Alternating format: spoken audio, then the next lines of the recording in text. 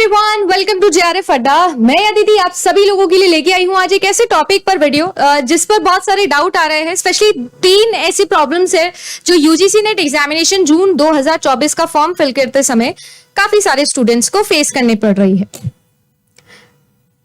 Right, तो मैं आज आप सभी लोगों के लिए जो है वो लेके आई हूँ सोल्यूशन कि कैसे हम लोग फॉर्म जो है वो फिल कर सकते हैं। तो अगर आप लोग फॉर द फर्स्ट टाइम आए हैं तो मेरा नाम अदिति है और कंप्लीट पेपर 1 प्लस पेपर 2 का 50 दिन के अंदर फुल ऑन रिवीजन लेकर हम लोग आए हैं। इग्निशन बैच के अंदर 10 साल के पिछले सारे सॉल्यूशंस मिलेंगे पीडीएफ के साथ में, हिंदी और इंग्लिश दोनों लैंग्वेज के अंदर सभी सब्जेक्ट्स के। तो अगर आप ज्वाइन करना चाहते हो तो आप ज्वाइन कर सकते हो हमारे साथ में इग्निशन बैच, जिसकी प्राइस है 4000। तो आप सभी लोगों को जाना है आप लोगों के ugcnet.nta.ac.in पर। जैसे ही हम वहां पर जाएंगे तो आपका आधार ऑथेंटिकेट होगा। जो यहाँ पर आप अपना चूज कर रहे हो डॉक्यूमेंट, वही डॉक्यूमेंट पे आपके फादर का नाम, आपकी मदर का नाम और आपका नाम बिल्कुल सेम होना चाहिए जो आप एप्लीकेशन में डालोगे। और यही एज एन आइडेंटिटी प्रूफ आप ओरिजिनल लेके जाओगे आपके एग्जामिनेशन सेंटर पे। तो प्लीज चूज वाइजली कि आप कौन सा डॉक्यूमेंटेशन फॉर आइडेंटिफिकेशन चूज करते हो। जैसे यूजुअली आधार कार्ड देखना, आधार कार्ड का नंबर डालना, जनरेट करना ओटीपी यहाँ पर डालना। ये आपका पहला स्टेप है जो आपको करना है। पहला स्टेप करते ही आप सभी लोगों के लिए जो है वो ये पेज ओपन हो जाएगा जिसमें आप सारे के सारे अपने फॉर्म वगैरह डाल दोगे, मतलब वही नेम वगैरह, जेंडर वगैरह, ये बेसिक आइडेंटिटीज है जो आप लोगों को फिल करनी होती है हर फॉर्म में, वही है। कैप्चा कोड डालोगे, सेव नेक्स्ट करोगे, परमानेंट एड्रेस आएगा, सेव एंड नेक्स्ट करोगे। उसके बाद में आप सभी लोगों के लिए जो यहाँ पर एक प्रॉब्लम क्रिएट हो रही है, जो गड़बड़ क्रिएट हो रही है, वो क्रिएट हो रही है कि आप 4 ईयर अंडर ग्रेजुएट प्रोग्राम और मास्टर डिग्री, ये 2 ऑप्शन के बिहाफ पर फॉर्म फिल कर सकते हो। आप चाहो तो 4 ईयर अंडर ग्रेजुएट प्रोग्राम में अगर आप हो, एलिजिबल हो, क्योंकि अभी एलिजिबल है, तो आप इससे फॉर्म फिल कर सकते हो, या आप मास्टर्स डिग्री से भी जा सकते हो। आपके पास मास्टर डिग्री है तो मास्टर डिग्री चूज करो, सारे के सारे डिटेल भरो।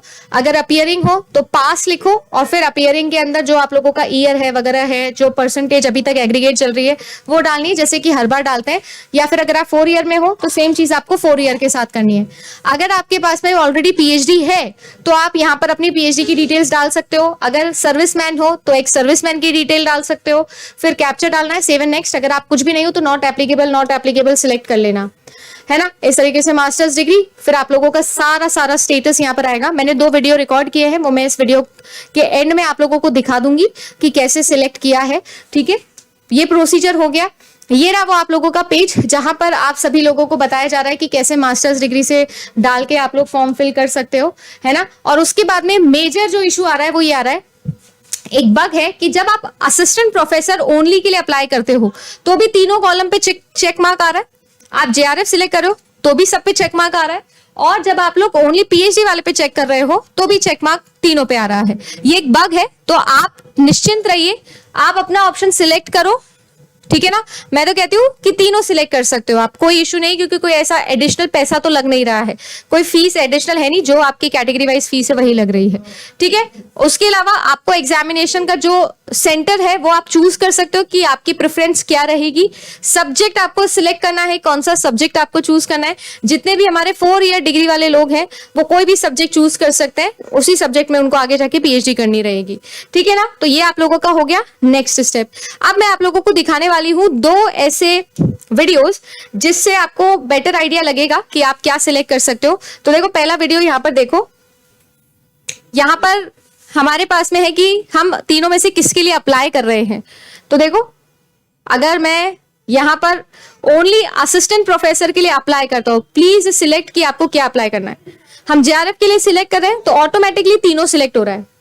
हम पीएचडी के लिए भी सिलेक्ट कर रहे हैं तो भी ऑटोमेटिकली तीनों सिलेक्ट हो रहा है। तो यहाँ पर अगर मैं बात करूं तो ये बग है जो कि एनटीए की साइड से आ रहा है, मतलब यूजीसी की साइड से आ रहा है।